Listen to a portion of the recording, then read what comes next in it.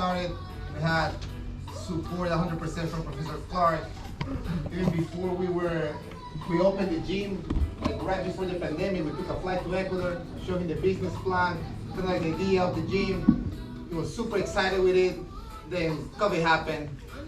We saw that it was gonna be something impossible to achieve, but thankfully later on, after all this time, all you guys support, we can finally have this space for all of you and train, share, have fun together and build this beautiful community. So thanks for all of you guys to make it happen. The biggest thing for me, like the biggest joy I have as an instructor in jiu-jitsu is like seeing someone be able to use my techniques or maybe show me the same technique that I taught and say, hey, I like to use your technique but a little different like this. Like because jiu-jitsu is an art, gentle arts.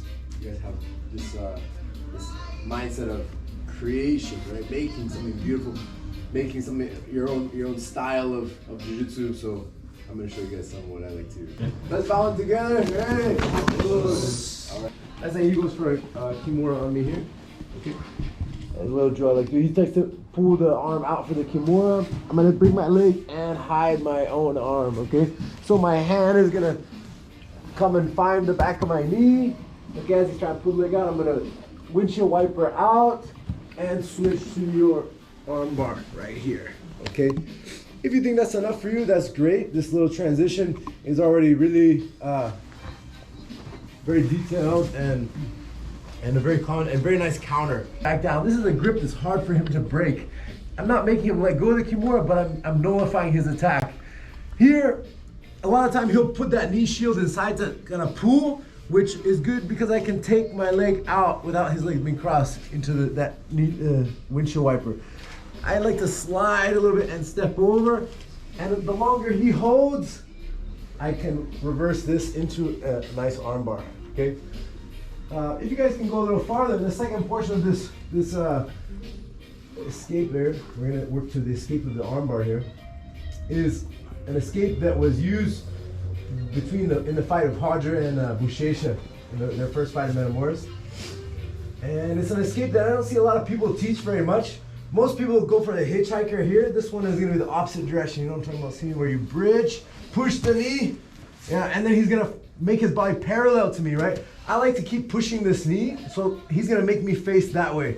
Yeah, now look, I have no arm bar anymore. He didn't take his arm out. It's a very like short quarter turn, but it's a quick escape for him. And I think it's become one of my favorite escapes if I ever end up in this position. Now, I'm gonna go, if that's enough for you, that's fine, stop and go back to the beginning. If you wanna go a little bit further here, look, my next move here is I'm gonna take his hand as he's coming up, time sensitive here, and I'm putting his hand to my pocket here. So as he comes up to the top, I'm just gonna move with him, and as he's gonna almost go into side control, right? I'm gonna stop holding his shoulder and push his hand into my pocket, and then just scissor my legs. So even though there's nothing stopping him from passing, he can't get there anymore because of the angle of his arm and his shoulder. Now I just use my legs to do a 180, and I'm in the omoplata, okay? He's then gonna jump over into his escape into side control. I'm gonna block and reset into half guard. And we switch the roles, okay? Let's give it a try. 1, 2, 3.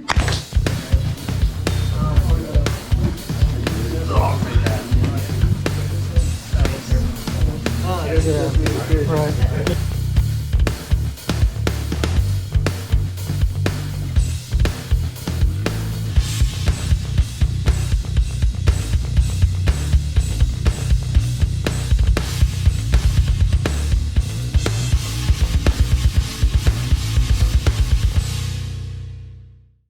I'm gonna make my grip back, okay? I'm gonna break his grip. I like to hip escape first so I can make a nice big circle all the way over and get nice and deep, okay?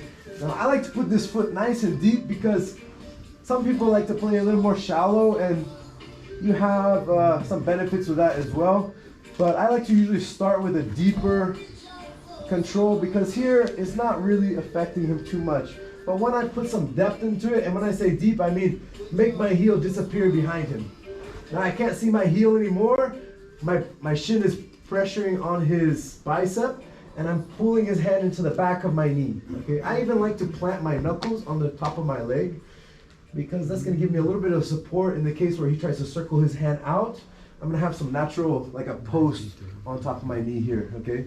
I don't wanna be forcing like crazy. My elbow's gonna be tight to my ribs, and I'm good here, okay? Now you'll see, like when I move, he's gonna move with me.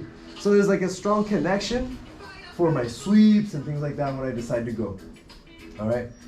Just in general on your lasso guard, you can hold sleeve, you can hold collars, okay?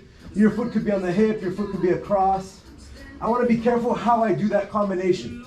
So when I bring my foot across, I don't like to have this collar grip because everything's wide open with that grip, and mistakes people make when they're playing lasso and leaving kind of holes for people to pass their guard here, okay? For this first variation we're gonna do is with the foot on the hip and the posture control. Take your time to get a nice deep grip with the knuckles behind your partner's neck. And I'm gonna be pretty much sitting right in front of that knee, okay? Now I'm gonna do an easy transition here into omoplata, which is first I'm gonna pull my heel in and really squeeze his forearm. And I'm gonna switch to the tricep. Elbow is gonna be tight to my leg as I pull. Okay, that pulling grip on his neck is then gonna turn to a pushing grip. Okay, the same grip is just gonna come and push. Okay, pressure down with my knee over his shoulder and pass my leg over. A lot of people just throw their leg over, but he's gonna start posturing really well, and my leg is not helping me at all to control that posture. So I'm using my inner thigh to keep that pressure down into omoplata. And I'm gonna keep that inner thigh pressure downward as I start to come up. Okay, so when I come up, I stay on my side like I'm turning away from him, and I get body control, okay? My leg and my hip finally move out. I'll continue advancing my grip. I'll walk backwards a little bit if necessary, and coming forward for my finish. So we first need to make space. Okay, now I can see that hole that I need to put my head through, okay? How am I gonna get through there? So there's many ways to do it. You know, you can come up, but a lot of times my partner won't give me that luxury of getting up that high. So I need to, I stop going from the forward roll and into more of like a sideways roll, okay, into this position.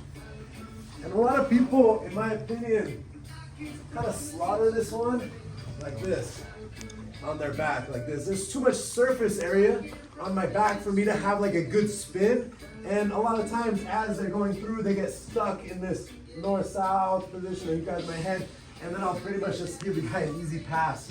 Okay, so that transition has to be real quick.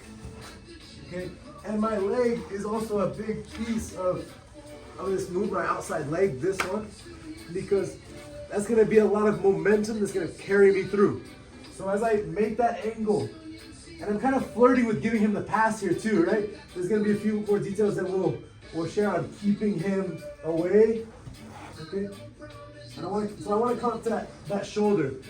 For me, I like to plant my toes on the floor. Okay, so my foot is not flat. That's a big detail for me. My little toes will hit the floor first. Like I want to turn over and do a forward roll, right? I'm in a forward roll position. I'm gonna tuck again. Once I'm tucked, let this leg like a break as it carry you around. Okay, and then you just keep coming in. Such an honor for us to have you guys here training with us, sharing with us.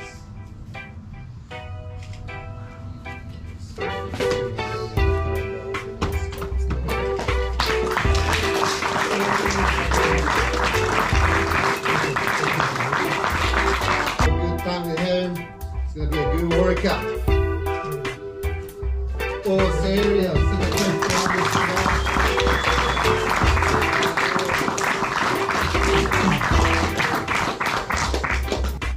Professor Clark, stay bell. There you go.